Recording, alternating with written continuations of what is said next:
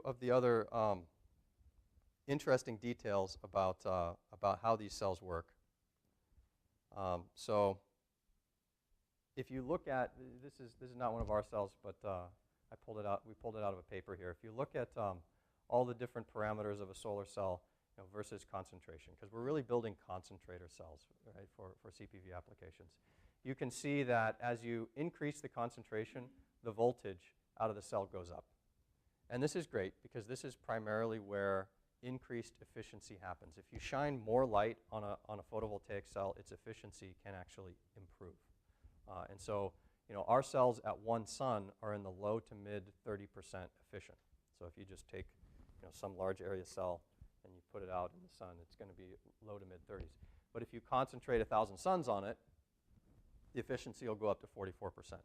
So this is largely coming from an increase in voltage. But what's happening is you shine more light on the cell, there's more current. More current means more resistive losses. More resistive losses mean ultimately that your fill factor is going to start to roll over. So balancing decrease in fill factor with increase in voltage gives you an efficiency curve, which increases with concentration and then eventually rolls over. And this cell here from a competitor was optimized, that's a couple hundred suns there, but we're out here at about 1,000 suns with ours. So good engineering of the epi stack can allow you to move around where that peak efficiency is.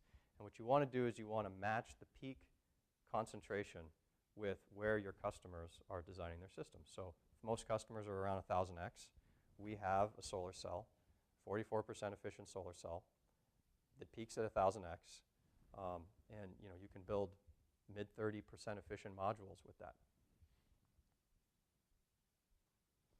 So some of the engineering trade-offs here, if you take a cell that has two bus bars and you've got grid lines in between, one of the ways of figuring out where the peak concentration is going to be is what is the grid spacing and how wide are your grid lines, right? It's a resistive loss kind of game. So what you want to do is you want to optimize how close together are my grid lines. If they're really close together, I'm going to block sunlight, right? If they're really far apart, I'm going to have a lot of resistive losses.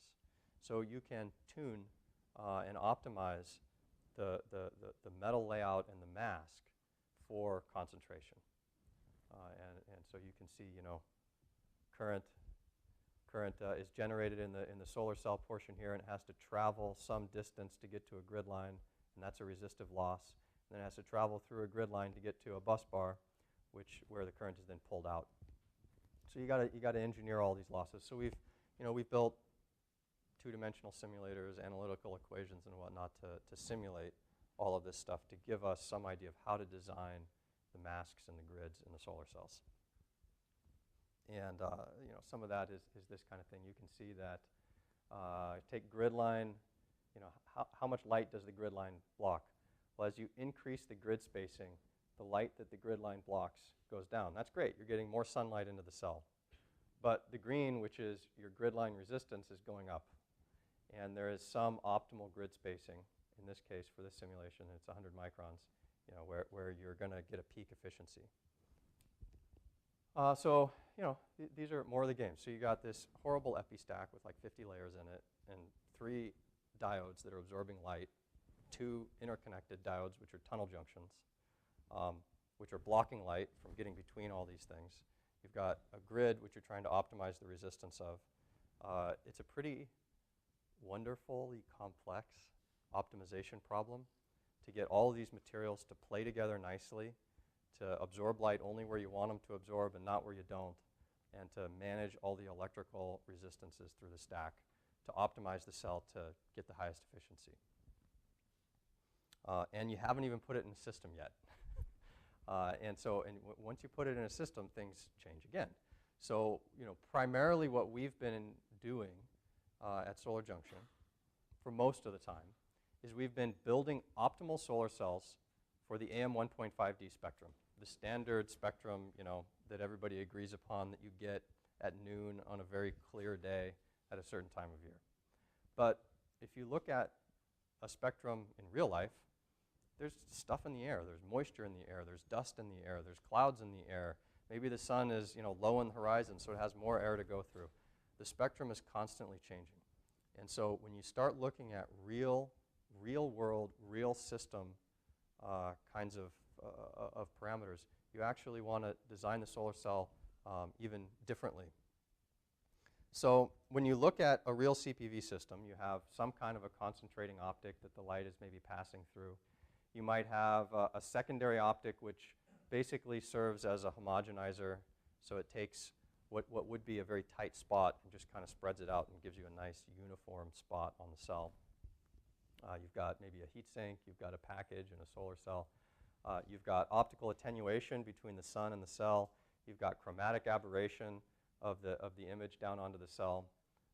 You've got a temperature that the cell is operating at, which is shifting band gaps all over the place. It's a good time. So first off, let's look at temperature. So in systems today, cells operate somewhere between 20 to 40 degrees C above ambient. So even at 1,000x or 1,500x, sometimes we get this question like, oh gosh, 1,000 suns, it's going to bore a hole in steel and stuff, which is true. But it actually doesn't run that hot. I mean, 20 to 40 degrees C above ambient isn't that big a deal. The chips in our phones, some of them even run that hot, right? So we all, as an engineering group of people, know how to handle this much heat. It isn't a major issue. But it does shift things around. So as everybody knows, when you heat up a semiconductor, the band gap shifts around. And here you can see the quantum efficiency of the top cell and the middle cell.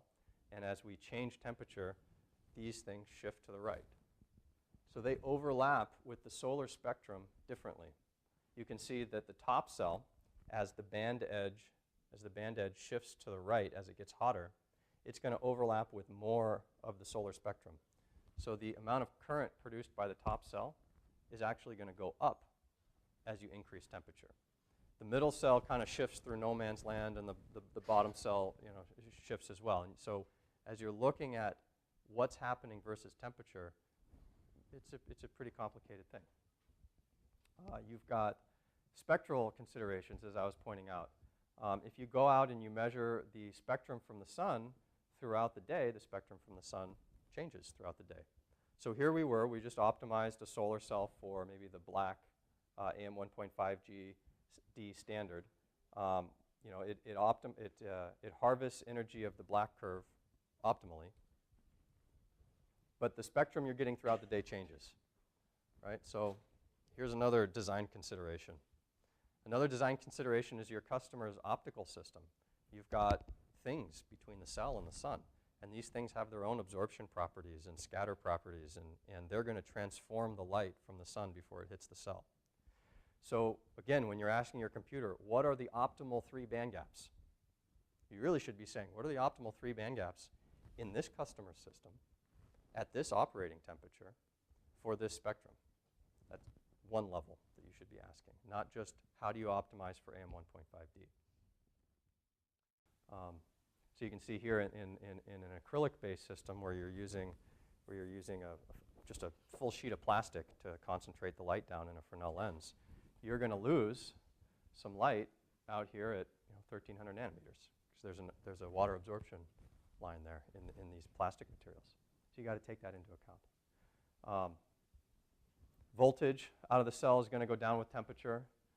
Interestingly, the temperature coefficient of the voltage changes with concentration.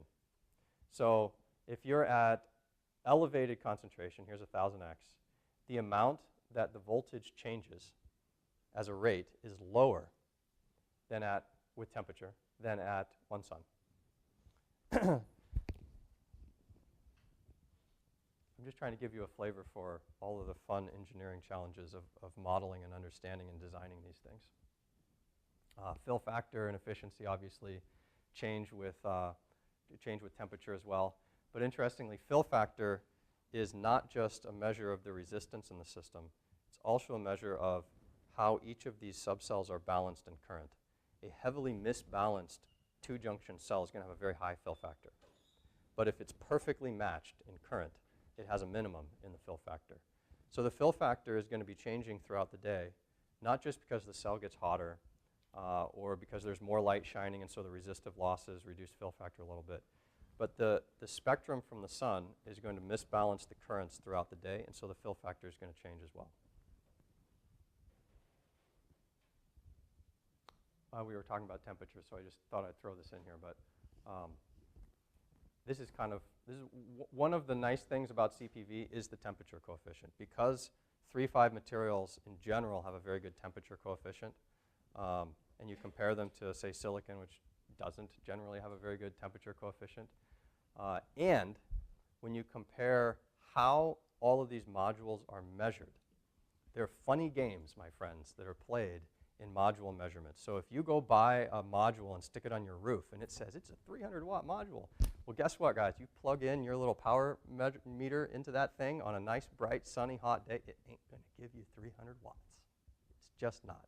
It's going to heat up. It's going to be totally different from the standard test conditions that modules are rated at. So you might see, a silicon module have a rating of whatever, some number, 300 watts, I don't know.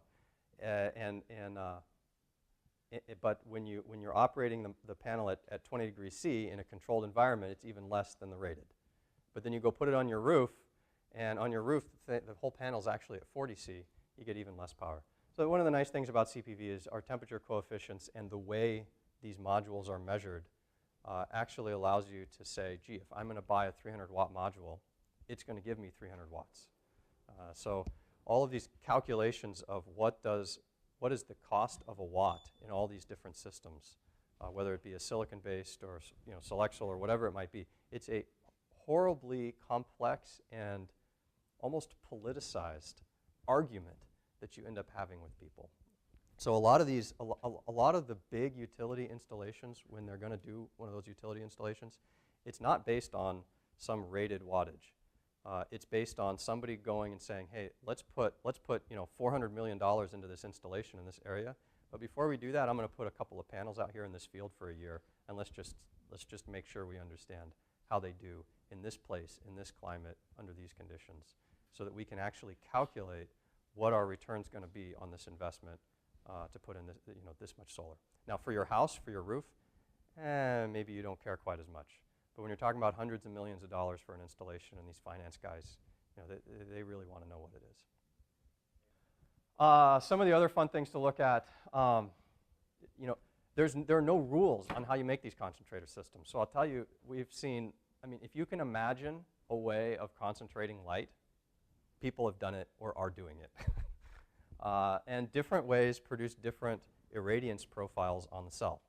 So you might have non-uniform illumination on the cell. There might be somebody who has a system that just concentrates light down to a really tiny spot, and the spot walks around the cell as the thing points at the sun. There might be somebody who homogenizes the spot, so you get a nice flat distribution, and as the panel points at the sun and wiggles around a little bit, nothing really changes. You have to be able to simulate all of this and understand what the effects are. How do you design your grid? How do you design your metal? How wide should your metal be? How far apart should your metal be? What kind of sheet resistance should you put in your semiconductor at the top layer for a certain application that might have a very high peak intensity in the middle? Chromatic aberration is another one. Backing up to this might be the profile for blue light. This might be the profile for infrared light. It's a multi-junction cell. The top cell has this current profile distribution corresponding to this guy, and the bottom cell has a profile that looks like this. What happens? Well, what happens is the fill factor kind of rounds out, and I don't know. Owner's done some simulations on this. It's let's see here. It's not good enough to just design a cell and put it on sun and say, hey, look at that, I got 33% module efficiency today. You've got to delve into the details and really understand how are these systems working, because from an engineering perspective, they're just a lot of fun. There are a lot of variables. There's a lot to look at and simulate and understand. And if you can understand it, if you can simulate it, if you can make sense of it all, you can find ways of going from 33% module efficiency to 34 to 35. just by picking a different grid design or just by changing one little tiny thing here or there. And if you're going to go out and deploy a 100 megawatt installation at $2 a watt, that's $200 million. If I can save you 2% on that installation, that's still a lot of money, right? So the fun thing about all this is it's kind of an engineer's playground. There are so many different variables and so many different interesting ways of looking at these cell and system interactions that there are opportunities. There are always more opportunities for reducing the cost or improving the performance. Tracking error is another thing, right? These things are supposed to be pointed at the sun. Well, what happens when they're a little off? Maybe all the spots move to the left side of the cell. What happens then, right? How do you deal with that? The cells themselves have an angular dependence. Some of our customers, they concentrate the light in such a way that the light basically comes kind of straight down on top of the cell. But there are others where they concentrate the light, and the light comes in at like 60 degrees off axis. All right, so you got to go look at, how does the cell respond at different angles, and you can do this and you can design for it. It's another grid optimization project. So to understand a lot of this stuff, we don't just rely on our customers to give us information. We also have a test suite up on our roof so that we can design cells and measure them on sun in a module up on our roof and go through some of these system integration issues. But one of the final thoughts I want to leave you with is one of the things everybody talks about is dollars per watt, right? They say, it's going to cost me $2 a watt or $5 a watt or whatever it is to put something on my roof or to put something out at a utility scale installation. Does anybody here get a utility bill? Probably most of you guys, right? Everybody? Do you buy watts?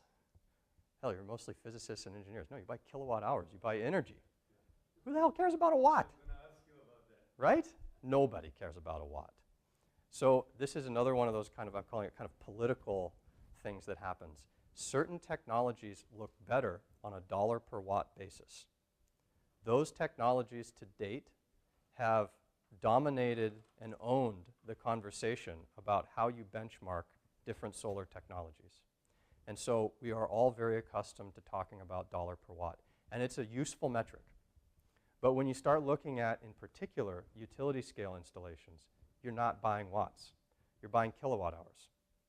So what you want to know is you want to know how much energy is this installation going to produce over a given year or over its lifetime. So here is yet another place that a CPV system can optimize upon. You can take all this spectral variation and temperature variation and all this, and you can build yourself a simulator that will take a whole year's worth of input parameters varying, right, every day at every moment or whatever, and it'll say, well, gee, what would be the optimal 3 band gaps to harvest the most energy? Forget about peak efficiency under standard test conditions. It's not relevant. What are the most kilowatt hours that I can pull out of the sky over a given year in a given location? And you can go and you can do these grand simulations. You can come up with band gap combinations, and Solar Junction can and does build them. So just keep in mind, when you're talking about dollars per watts and cents per kilowatt hour, they're good for different kinds of things. In CPV, we produce more kilowatt hours per watt installed. So what that means is on a dollar per watt basis, we're a little larger, but on a cents per kilowatt hour basis, we're a little smaller. So we don't do well when you're talking about dollars per watt. We do well when you're talking about cents per kilowatt hour.